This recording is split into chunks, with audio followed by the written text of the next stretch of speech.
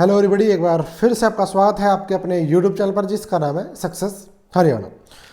देखिए, ये वीडियो थोड़ी सी अलग है कर्मचारियों के लिए, जो हरियाणा सरकार के कर्मचारी उनके लिए। आजकल आपने देखा होगा कि लगभग हर यूनियन, हर वर्ग का कर्मचारी आंदोलन कर रहा है, प्रदर्शन कर रहा है, हड़ताल कर रहे हैं, कोई चक्का जाम कर रहा है। ये मतलब पिछले कुछ सालों से लगातार हो रहा है। कोई महीना ये ऐसा जाता होगा जिसमें कोई हड़ताल या कोई प्रदर्शन वगैरह नहीं होता हो।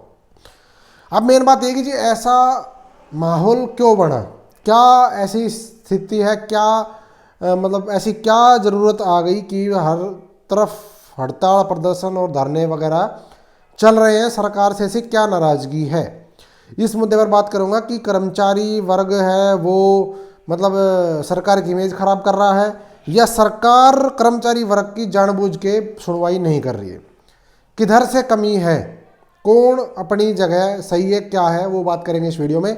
तो इस वीडियो को आप लास्ट तक देख लेना। देखिए भाई, आप एक बात बताओ, कोई हड़ताल होती है, प्रदर्शन होता है या कोई भी चीज़ होती है, धरना होता है, ये कब होता है? ये जब होता है जब कहीं पे हम कहीं गए, कुछ मांग लेकर के उसकी सुनवाई ना हो, एक बार गए, दो बार गए, तीन बार गए शांति से, लेकिन जब लगता है कि भाई नहीं, कहीं भी सुनवाई नहीं हो रही, उसके बाद फिर यूनियन डिसाइड करती है कि भाई प्रदर्शन करना चाहिए, धरना देना चाहिए, हड़ताल करनी चाहिए, क्या करना चाहिए।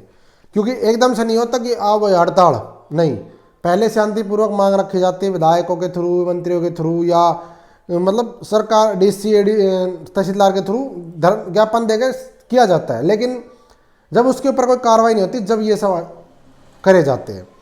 अब बात है जी, मान लो अब कुछ लोग कहेंगे कि जी ये तो ऐसी मांग रखते होंगे जो हो ही नहीं सकती, है ना, सरकार पूरी कर ही नहीं सकती, ऐसी मांग रखते होंगे, ऐसा भी कुछ लोग कहेंगे। तो मैं बताता हूँ, अभी चुनाव का समय है। और हाँ भाई, एक बात और रुको, मैंने एक लिंक दिया डिस्क्रिप्शन में जिसमें केवल हरियाणा सरकार के कर्मचारी जुड़े हुए हैं। टेलीग्राम का लिंक है, डिस्क्रिप्शन में लिंक है।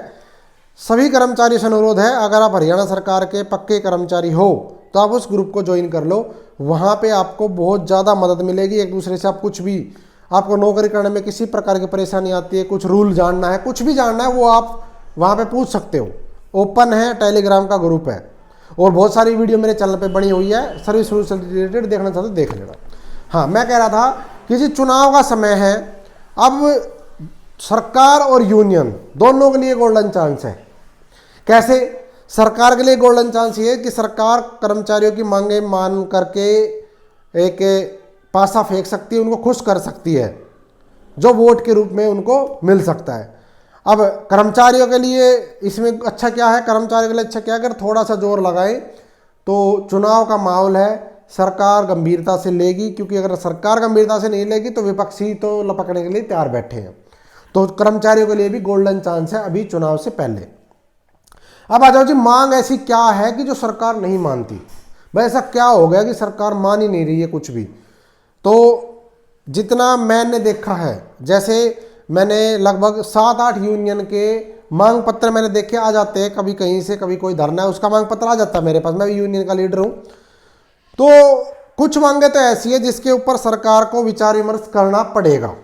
सही बता रहा हूँ मैं, एक्चुअल जेन्युइन बात बताऊंगा। कुछ मांगे ऐसी होती है उस मांग पत्र में, किसी भी यूनियन का ले लो, जिसके ऊपर विचार विमर्श, कितना सरकार के ऊपर खर्चा बढ़ेगा, कितना क्या होगा, सब कुछ सरकार को देखना पड़ता है। कुछ मांगे ऐसी होती है, और कुछ मांगे तो ऐसी होती है जिनके ऊपर 1 रुपये का खर्चा नहीं होना, यानी कि उन मांगों को पूरा करने से 1 रुपये का खर्च नहीं होना, उसके बावजूद भी वो मांगे पूरी नहीं कर रही सरकार। उससे क्या होता है, सरकार मांगे पूरी नहीं करती, कर्मचारी का सरकार के प्रति रोष बढ़ता जाता है, इमेज डाउन होती जाती है कि भाई नहीं, ये सरकार हमारी बात नहीं मान रही। तो सरकार का फर्ज होता है कि जो मांग पत्र देती है यूनियन, पहली बात तो ये कि जो यूनियन के लीडर्स है, जो भी यूनियन है, उनको मिलने के लिए टाइम देना चाहिए। साल में कम से कम 1 बार तो सभी यूनियन से सीएम को मुलाकात करनी चाहिए, ऐसा मेरा सुझाव है। कि जो अपने मुख्यमंत्री जी हैं अभी वर्तमान में, मनोहर खट्टर जी हैं, तो हर साल 1 बार तो कम से कम सभी यूनियन को बुला करके उनकी मांग जाननी चाहिए, अगर आप एक वेलफेयर स्टेट की बात कर रहे हो तो। क्योंकि कर्मचारी खुश होगा तो सरकार की जो स्कीम्स है वेलफेयर की, कर्मचारी ही इम्प्लीमेंट करवाता है। ऊपर से तो आदेश आता है कि भाई ये स्कीम है, उसको इम्प्लीमेंट कर्मचारी करेगा। और कर्मचारी अगर खुश रहेगा तो वो हर काम तरीके से अच्छा होगा।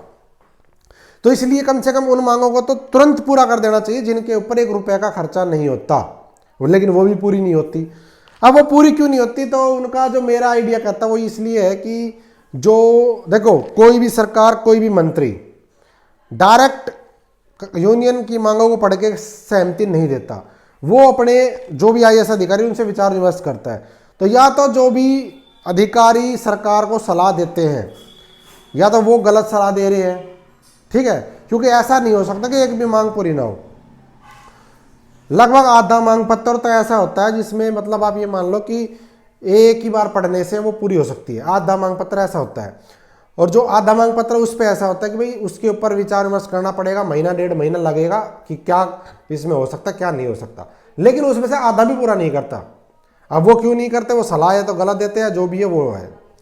अगली बात ये है कि जो मांगे ऐसी भी हैं कुछ जो सरकार का खर्चा बढ़ाती हैं, अब उनको नहीं मानते। कैसे, अब कोई भी मांग लगा लो, फॉर एग्जांपल क्लर्क है, क्लर्क ने 35-400 की डिमांड कर रखी है। ग्रुप डी यूनियन है, उन्होंने प्रमोशन की मांग कर रखी है, और भी बहुत सारे जिनका पे ग्रेड बढ़ाने के लिए, जैसे अब ट्रांसपोर्ट है, रोडवेज की यूनियन है, उन्होंने भाई ड्राइवर के लिए और कंडक्टर के लिए 35-400 मांग रखा है। मतलब ये मांगे ऐसी जिनके ऊपर सरकार का खर्चा बढ़ता है, सीधी सी बात है। लेकिन ऐसा नहीं है कि पूरी ना करो, आप बीच का रास्ता निकाल सकते हो, बीच का रास्ता निकल सकता है जिससे कर्मचारी भी खुश हो जाए और सरकार के भी अपना बीच का रास्ता लेके करवा दे काम। लेकिन उसके ऊपर अड़े रहना कि नहीं भाई होगा ही नहीं, तो उससे क्या होता है, उसके कर्मचारी नाराज होता है और वो नाराजगी फिर आगे सरकार को देखने को मिलती है। तो मैं इस वीडियो के माध्यम से सुझाव ये देना चाहता हूँ कि भाई एक तो अभी चुनाव का समय है, जो भी आपकी मांगे हैं अपनी अपनी यूनियन को स्ट्रॉन्ग करो, यूनियन के थ्रू मांग उठाओ। चुनाव से पहले बहुत अच्छा गोल्डन चांस है, जो हो सकता है करवा सकते हो। उसी वीडियो के माध्यम से सरकार के समक्ष भी बात है कि भाई आप कम से कम, अब चुनाव आ गया है तो कम से कम कर्मचारियों की मांगे सुनने के लिए कम से कम समय निकाले, उनको बैठ के उनकी मांगे सुने और उनको पूरा करने के लिए जितना हो सकता है तुरंत उसकी मांगों को पूरा करने का काम करें। क्योंकि लगभग 2.5 लाख कर्मचारी हरियाणा में काम कर रहा है। 2.5 लाख कर्मचारी का मतलब है 10 से गुणा कर लो, लगभग 25 लाख वोट, ठीक है। 25 लाख वोट कर्मचारी और कर्मचारी को परिवार की भी लगा सकते हो आप, इतनी तो बहुत होती है 25 लाख वोट। तो सोचना चाहिए इस बारे में। और जो कर्मचारी है वो भी अपनी अपनी मांगे अब चुनाव से पहले अपनी उठा सकते हो, मांग पूरी करवा सकते हो। और जो मैंने बताया अपना एक टेलीग्राम ग्रुप है, उसमें आप जुड़ सकते हो, डिस्क्रिप्शन में मैंने लिंक दे दिया है, और उससे आप जुड़ के अपनी कोई भी बात रख सकते हो, आपस में पूछ सकते हो, रूल जान सकते हो, कोई समस्या है उसका समाधान भी ले सकते हो। वहाँ पे बहुत सारे एक्सपीरियंस लोग जुड़े हैं जो आपको रिप्लाई जरूर करेंगे, ठीक है। तो धन्यवाद, जय हिंद, जय भारत, जय हरियाणा। आपका दिन शुभ हो। वीडियो को लाइक और शेयर कर देना, चैनल को सब्सक्राइब नहीं तो कर देना। Thank you.